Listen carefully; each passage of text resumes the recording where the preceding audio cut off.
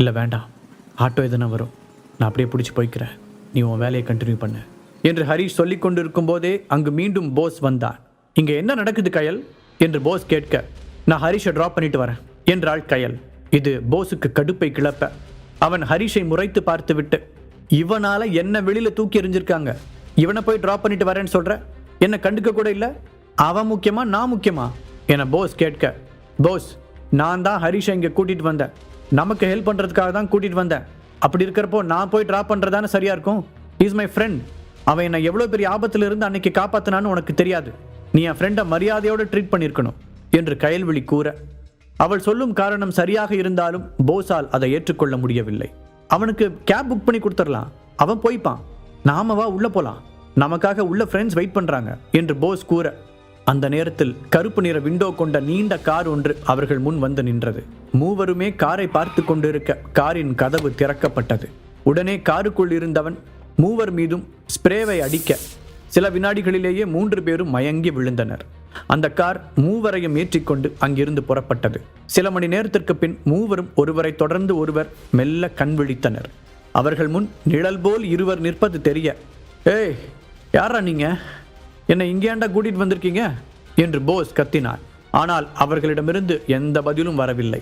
ஏதோ பிரச்சனையில் மாட்டிக்கொண்டோம் என்பது மட்டும் கயல்விழிக்கும் ஹரிஷுக்கும் தெளிவாக புரிந்தது. ஆனால் அது என்ன பிரச்சனை என்பது இருவருக்குமே புரியவில்லை. அந்த இருவரையும் அடித்து விடலாமா என்று ஹரிஷ் யோசிக்க, ஆனால் அவன் மீது அடித்த மயக்க மருந்தின் வீரியம் இன்னும் துளியும் குறையாமலேயே இருந்தது. அங்கு நின்ற 2 பேரையும் பார்த்து முறைத்த கயல்விழி, யாரா நீங்க என கேட்க, என்ன கயல்விழி மேடம் இப்படி கேட்டுட்டீங்க, எல்லாம் உங்களுக்கு வேண்டப்பட்டவங்க தான், டேய் நான் அசிஸ்டன்ட் கமிஷனர்ரா என்று கயல்விழி சொல்ல, நீங்க யார் என்னன்னு தெரிஞ்சுதான் உங்களை கூட்டிட்டு வர சொல்லியிருக்கேன் மேடம் என்று அங்கு புதிதாய் ஒரு குரல் வர 3 பேரும் குரல் வந்த திசையை நோக்கி பார்த்தனர். 6 அடிக்கும் குறைவில்லாத உயரத்தில் ஒருவன் அந்த அறைக்குள் வந்தான். நான் யாருன்னு தெரிஞ்சுமா என்னை கடத்திட்டு வர சொன்ன? கயல்விழி அதிர்ச்சியுடன் கேட்டாள். ஆமா ஏசிபி மேடம், அதுல என்ன சந்தேகம், எனக்கு கூட நல்லா தெரியும், நீ தான் என்ன மறந்துட்ட, இப்ப கூட என் ஆளுங்களை நிறைய பேரை அரெஸ்ட் பண்ணியிருக்க, அதோட என்னையும் எல்லா இடத்துலையும் தேடிட்டு இருக்கீங்க, இப்பயாவது நான் யாருன்னு ஞாபகம் வருதா? புருவத்தை உயர்த்தி கேட்ட அந்த ஆளின் குரலில் நக்கல் தெரிந்தது. சைமன் மேத்யூ, டெவில் கேங்கை சேர்ந்தவன் நீதானது என்று அவள் கேட்க, எஸ் நானே தான். பரவாயில்ல மேடம், ஒரே க்ளூல கண்டுபிடிச்சிட்டீங்க, நிஜமாவே நீங்க புத்திசாலி தான், நான் ஒத்துக்கிறேன். சைமன் ஆச்சரியப்படுவது போல ஆக்ஷன் செய்தான்.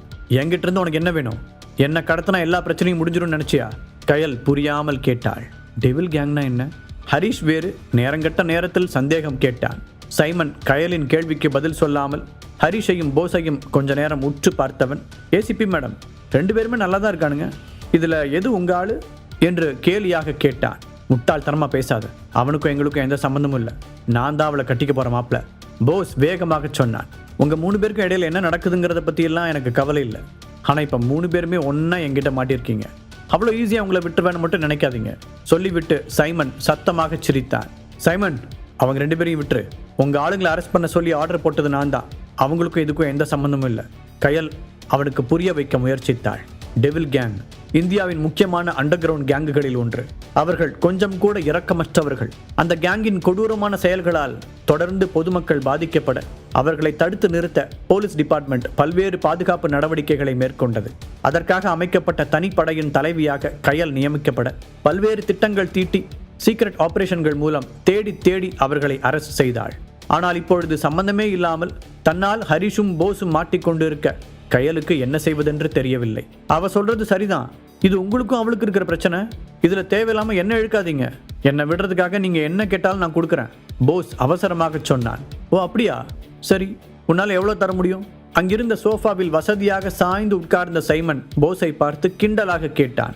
கயலையும் என்னையும் விடுறேன்னு சொன்னா அடுத்த நிமிஷமே உங்களுக்கு நான் ரெடி கேஷா 5 லட்ச ரூபா தரேன் போஸ் கெத்தாக பதில் சொன்னான்.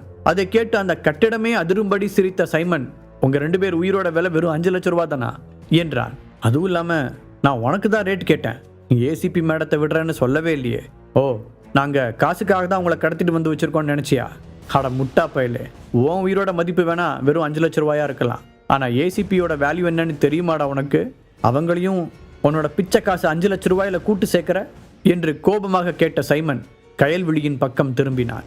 ஏசிபி மேடம், உங்களோட லெவலுக்கு இவன் தேவையான நல்லா யோசிச்சுக்கோங்க, உங்களோட வேல்யூ என்னன்னு கூட தெரியாம உளறிக்கிட்டு இருக்கான், இவனையா கல்யாணம் பண்ணிக்க போறீங்க என்று கேட்டான். கயல்விழி எதுவும் பேசாமல் முகத்தை திருப்பிக் கொண்டாள். பாரா, வருங்கால புருஷனை பத்தி சொன்னதும் ஏசிபி மேடத்துக்கு வர கோபத்தை. சரி, உன் கதை என்ன? உன்னோட உயிருக்கு வேலையா நீ எவ்வளவு தருவ? சைமனின் கவனம் இப்போது ஹரிஷின் பக்கம் திரும்பியது. அதை கேட்ட ஹரிஷின் கைமுஷ்டி இறுகியது. திடீரென்று சைமன் இப்படி கேட்பான் என்று அவன் எதிர்பார்க்கவில்லை. என்ன பதில் சொல்வதென்று அவன் யோசிக்க போஸ் முந்திக் கொண்டான். அவனே ஒரு வேலை வெட்டி இல்லாதவன், அவன்கிட்ட எந்த பணம் இருக்கு? போஸ் நக்கலாக பதில் சொன்னான். அப்புறம் அவன் என் ஃப்ரெண்டெல்லாம் இல்லை. உங்களுக்கு நான் தரேன்னு சொன்ன 5 லட்ச ரூபா பத்தலைன்னா இன்னொரு 5 லட்சம் சேர்த்து தரேன். என்ன மட்டுமாவது விட்டுருங்க போஸ் சொல்ல, கயல்விழி அவனை பார்த்த பார்வையில் மிதமிஞ்சிய வெறுப்பு தெரிந்தது. ஹரிஷ் சைமனை பார்த்தான். இவனை பார்த்தா நம்மளை அவ்வளோ ஈஸியாக விடுறாள் மாதிரி தெரியல. சும்மா வம்பிழுத்துட்டு இருக்கான்னு நினைக்கிறேன். இந்த போஸ் மடையன் அது தெரியாமல் உளறிக்கிட்டு இருக்கான் என்று நினைத்தவன் எதுவும் பேசாமல் மௌனமாக இருந்தான். நீ பேசாமல் அமைதியாக இருக்கிறத பார்த்தா அவன் சொன்ன மாதிரி உங்ககிட்ட பணமே இல்லைன்னு தான் தெரியுது. அப்புறம் நான் கேட்கலன்னு ஒரு குறை வந்துடக்கூடாதுல்ல, அதுக்காக தான் கேட்டேன் என்ற சைமன் தன் ஆட்களில் இருவரை கைத்தட்டி அழைத்தான். இவனை வெளியே கூட்டிட்டு போய் சத்தம் இல்லாமல் முடிச்சுட்டு கூவத்தில் தூக்கி போட்டுருங்க என்று அசால்ட்டாக உத்தரவிட்டான். அதை கேட்டதும் போஸுக்கு சந்தோஷமாக இருந்தது. நம்ம பேச்சை கேட்டு இந்த கொலைகாரன் நம்மளை விட்டுட்டு அவனை மட்டும் கொல்ல சொல்லிட்டான். நம்மளை வெளியே விட்டதுக்கு அப்புறம் போலீஸை கூட்டிட்டு வந்து இவங்க எல்லாத்தையும் அரெஸ்ட் பண்ணி கயலை காப்பாற்றணும். அப்படி மட்டும் செஞ்சா கயல் கடைசி வரைக்கும் நம்ம மேல நன்றி கடனோடு இருப்பான் என்று நினைத்து அவன் உற்சாகமடைந்தான். அந்த அடியாட்கள் ஹரிஷை நெருங்க, ஒரு நிமிஷம் இருங்க, என்கிட்ட 10 லட்சம் காசு இல்லாம வேணா இருக்கலாம், ஆனா அதுக்கு பதிலாக வேற ஒரு பொருள் இருக்கு, அதோட வேல்யூ 10 லட்சத்தை விட பல மடங்கு அதிகம் என்று அவன் கத்தினான். டே இருங்கடா என்று தன் ஆட்களை தடுத்து நிறுத்திய சைமன், அப்படி என்ன பொருள் வச்சிருக்க நீ என்று ஹரிஷிடம் அலட்சியமாக கேட்டான். தனது பாக்கெட்டில் கைவிட்ட ஹரிஷ் ஆண்டனியிடம் இருந்து எடுத்து வந்த மோதிரத்தை காண்பித்தான். அந்த மோதிரத்தில் ஸ்பெஷலாக ஏதோ இருப்பதாக ஹரிஷ் நினைத்தான். அதனால் தான் ஆண்டனியிடமிருந்து ஆர்வமாக கேட்டு வாங்கி வந்தான். ஆனால் இதுவரை அதில் என்ன ரகசியம் ஒளிந்திருக்கிறது என்று அவனால் கண்டுபிடிக்க முடியவில்லை. அவனுக்கு கன்ஃபார்மாக தெரிந்த ஒரே விஷயம், அது ஒரு பழங்கால பொருள் என்பது மட்டும்தான். அதனால் அதனுடைய வேல்யூவும் அதிகமானதாக இருக்கும் என்று அவன் நம்பினான். இப்போது வரை அந்த மோதிரத்தில் இருக்கும் சீக்ரெட்டை கண்டுபிடிக்க முடியவில்லை என்பதால் தன்னுடைய உயிரை காப்பாற்றிக் கொள்ள அதை சைமனிடம் கொடுக்கலாம் என்று அவன் முடிவு செய்தான். அந்த மோதிரத்தை வாங்கி பார்த்த சைமனின் முகத்தில் மின்னல் வெட்டி இடி இடித்தது. அவனுடைய முகம் அதிர்ச்சியில் உறைந்தது. உனக்கு இந்த மோதிரம் எங்கிருந்து கிடைச்சது? அவன் ஹரிஷிடம் மிரட்டும் தோணியில் கேட்டான். அந்த மோதிரத்தை பார்த்ததும் சைமனிடம் தெரிந்த வித்தியாசத்தை ஹரிஷ் கண்டுகொண்டான். அப்ப இந்த மோதிரத்தை பத்தி உனக்கு ஏதோ தெரியும் போல. இது உனக்கு ஒரு நல்ல சான்ஸ் ஹரி, கெத்த மட்டும் விடாம மெயின்டைன் பண்ணு என்று தனக்குத்தானே அறிவுறுத்தி கொண்டவன், இந்த மோதிரம் எங்கிருந்து கிடைச்சதுன்னு நான் உங்ககிட்ட கண்டிப்பா சொல்லியே ஆகணுமா என்று கம்பீரமாக கேட்ட ஹரிஷ் சைமனை பார்த்து பயமே இல்லாதது போல நடித்தான். அந்த சைமனிடமிருந்து தப்பிக்க ஹரிஷுக்கு ஒரு சந்தர்ப்பம் தேவைப்பட்டது. அதை உருவாக்க தன்னால் முடிந்த முயற்சிகளை மேற்கொண்டான். டேய் முட்டாள், என்னடா பண்ற? அவன் கேட்ட கேள்விக்கு ஒழுங்கா பதில் சொல்லு. அதை விட்டுட்டு எதிர்த்து பேசுற. அப்புறம் அவன் கோபம் வந்து துப்பாக்கி எடுத்து நம்ம எல்லாரையும் டுப்பு டுப்புன்னு சுட்டு தள்ளிட்டு போயிட போறான். பக்கத்தில் இருந்த போஸ் படபடப்புடன் ஹரிஷை திட்டினான். அதை கேட்டு போஸை பார்த்து முறைத்த சைமன், நீ இன்னொரு வார்த்தை பேசினா உன் நாக்க அறுத்து போட்டுருவேன் என்று உருமினான். அதை கேட்ட போஸ் கப்சிப் என்று வாயை மூடிக்கொண்டான். இப்போது ஹரிஷின் பக்கம் திரும்பிய சைமன், உனக்கு இது எங்க கிடைச்சதுன்னு கண்டிப்பா நீ என்கிட்ட சொல்லிதான் ஆகணும் என்று அழுத்தமாக கூற முயற்சித்தாலும் அவனுடைய குரலில் லேசான நடுக்கம் தெரிந்தது. அதை ஹரிஷ் மட்டும்தான் கண்டுபிடித்தான். முதலில் ஆண்டனியிடமிருந்து வாங்கிய உண்மையை சொல்லிவிடலாமா என்று யோசித்த ஹரிஷ் பின்பு ஏதோ நினைத்து மனதை மாற்றிக்கொண்டான். அது என்னோட தான் என்று அடித்து சொன்னான். ஹரிஷின் கண்கள் இயற்கையாகவே ஷார்ப்பாக இருக்கும். இப்போது வேண்டுமென்றே சைமனை ஆழமாக பார்த்து கொண்டே இதை சொன்னான். ஹரிஷ் சொன்னதை கேட்ட சைமனின் முகம் நொடியில் பேய் அறைந்ததை போல மாறியது. அவனுடைய நெற்றியில் வேர்க்கத் தொடங்க ஹரிஷின் கண்களை நேராக எதிர்கொள்ள முடியாமல் பார்வையை திருப்பிக் கொண்டான். ஆனாலும் அவனை விடாமல் உற்று பார்த்த ஹரிஷ் கண்களால் எதையோ உணர்த்த முயற்சித்தான். அதை புரிந்து கொண்ட சைமன், இவனை பக்கத்து ரூமுக்கு கூட்டிட்டு போங்க, நான் இன்னும் கொஞ்சம் விசாரிக்க வேண்டியிருக்கு என்று ஹரிஷை கை காட்டி தன் அடியாட்களிடம் உத்தரவிட்டான். ஹரிஷின் பின்னே சைமன் போவதை கவனித்த போஸ், என்ன முதல்ல விடுங்க, நான் தான் 10 லட்ச ரூபா தரேன்னு சொல்லிட்டேன்ல, என்னை வெளியே விட்டீங்கன்னா நான் உடனே அந்த பணத்தை ஏற்பாடு பண்ணி தந்துடுவேன் என்று கத்தினான். அவனுடைய வாய்ஸை கேட்டு எரிச்சல் அடைந்த சைமன், அவனை நான் கவனிங்க என்று தன் ஆட்களிடம் கண்ணை காட்டினான். ரூமுக்குள் போனதும் திரும்பி பார்த்த ஹரிஷுக்கு போஸை எல்லோரும் அடிப்பது தெரிந்தது. அதை பார்த்து உள்ளுக்குள் டென்ஷனாக இருந்தாலும் வெளியில் காட்டிக்கொள்ளாமல் நின்றான். அதே நேரத்தில் அந்த ரூமிற்குள் வந்த சைமன் தன்னுடைய அடியாட்களை வெளியே போகச் சொன்னான். அதன் பிறகு கதவை அடைத்துவிட்டு மெதுவாக ஹரிஷின் பக்கம் திரும்பி அவன், மன்னிச்சுக்கோங்க சார், நீங்க யாருன்னு தெரியாம போச்சு என்று அவன் முன்னால் முட்டி போட்டு மன்னிப்பு கேட்டான். அதை பார்த்து அதிர்ந்த ஹரிஷ் சடனாக ஒரு ஸ்டெப் பின்னால் எடுத்து வைத்தான்.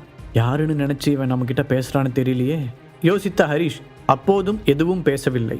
நீங்கள் தான் நைட் கிங்னு எனக்கு தெரியாமல் போச்சு, அதனால தான் அப்படி முரட்டுத்தனமாக நடந்துக்கிட்டேன். இனிமே கவனமாக இருக்கேன், நீங்கள் எதுவும் மனசில் வச்சுக்காதீங்க என்று கூறினான். அவன் முட்டி போட்டு கெஞ்சுவதை திகைப்புடன் பார்த்த ஹரிஷ், இங்கே நைட் கிங் யாரு? ஆனால் இவனே ரொம்ப மரியாதை கொடுக்கறத பார்த்தா உண்மையிலேயே அந்த நைட் கிங் பெரிய ஆள் தான் போல. இங்கிருந்து தப்பிச்சு போகிறதுக்கு அந்த பேரை யூஸ் பண்ணிக்க வேண்டியதுதான் என்று தனக்குள் திட்டம் போட்டான். இவன் என்ன நைட் கிங்னு கூப்பிட்றான்? அப்போது நாம் அந்த கேரக்டராக தான் நடிக்கணும்னு நினைக்கிறேன் யோசித்த ஹரிஷ் சைமனின் முன்னால் முகத்தை இறுக்கமாக வைத்து கொண்டான். சரி பரவாயில்ல, நீ தெரியாம தான் அப்படி நடந்துக்கிட்ட என்று பெருந்தன்மையாக கூறினான்.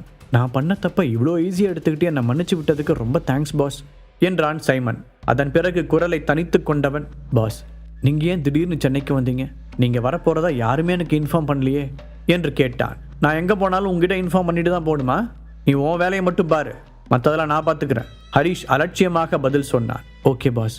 அடுத்த நிமிடமே சைமனின் குரல் பயத்துடன் வெளியே வந்தது. இதில் ஹரிஷுக்கு தெரியாதது என்னவென்றால், டெவில் கேங்கில் இருக்கும் யாரும் நைட் கிங்கை நேரில் பார்த்ததில்லை.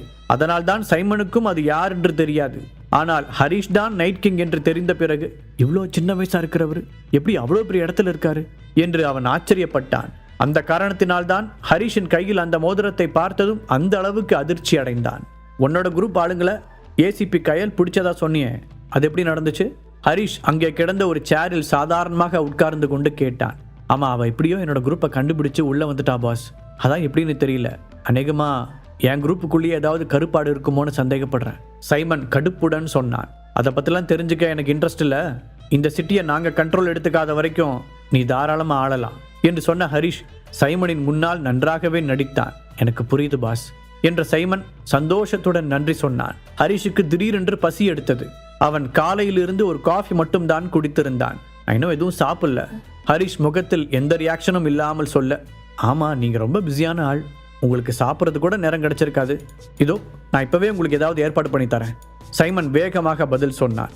சொல்லிவிட்டு அவசரமாக அவன் வெளியேற ஹரிஷ் அந்த ரூமை சுற்றி பார்த்தான். அதன் அமைப்பை பார்க்கும் போதே அது சைமனின் பர்சனல் ரூம் என்று தெரிந்தது. அங்கே ஒரு மர அலமாரி இருக்க, அதில் ஒரு கருப்பு பெட்டி இருந்தது. அது பார்க்கவே வித்தியாசமாக இருக்க ஹரிஷ் ஆர்வத்துடன் அதை திறக்க முயற்சி செய்தான். அதை திறப்பது கஷ்டமாக இருக்க தன் முழு பலத்தையும் யூஸ் செய்து அதை திறந்தவன் உள்ளே இருந்த பொருட்களை ஆச்சரியத்துடன் பார்த்தான். அதன் உள்ளே ஒரு சின்ன மூலிகை பொடி குப்பி இருந்தது. கூடவே அட்வான்ஸ்டு மூலிகை மருந்துகளை தயாரிப்பது எப்படி என்ற விளக்க புத்தகமும் இருந்தது. ஹரிஷ் அந்த புத்தகத்தை எடுத்து புரட்டினான். அந்த சின்ன டப்பாவில் இருந்தது போலவே ஒரு மூலிகை மருந்தின் படம் போடப்பட்டு அதன் கீழே விளக்கம் இருக்க ஹரிஷ் அதை கவனமாக படித்தான். அந்த டிஸ்கிரிப்ஷன் அடிப்படையில் பார்க்கும் பொழுது அது ஒரு ஹெர்பல் வெப்பன் என்று அவனுக்கு தோன்றியது. ஆமாம், இங்கே என்னதான் நடக்குது? எல்லாருமே இந்த ஹெர்பல் மெடிசின்ஸில் ரொம்ப இன்ட்ரெஸ்டடாக இருக்கிற மாதிரி தெரியுது. முதல்ல தீபக், ஆஃபீஸர் கயல், அப்புறம் ஆண்டனி, இப்போ இந்த சைமன். இவங்க எல்லாரும் இதை வச்சு என்ன பண்ணணும்னு நினைக்கிறாங்க? ஹரிஷ் தீவிரமாக யோசித்துக் கொண்டிருக்க அப்போது திடீரென்று வாசர் கதவருகே காலடி சத்தம் கேட்டது. பாக்கெட் எஃப்எம் ஆப்பை டவுன்லோட் பண்ணி கிங் ஆடியோ சீரீஸை கேட்க ஸ்டார்ட் பண்ணுங்க.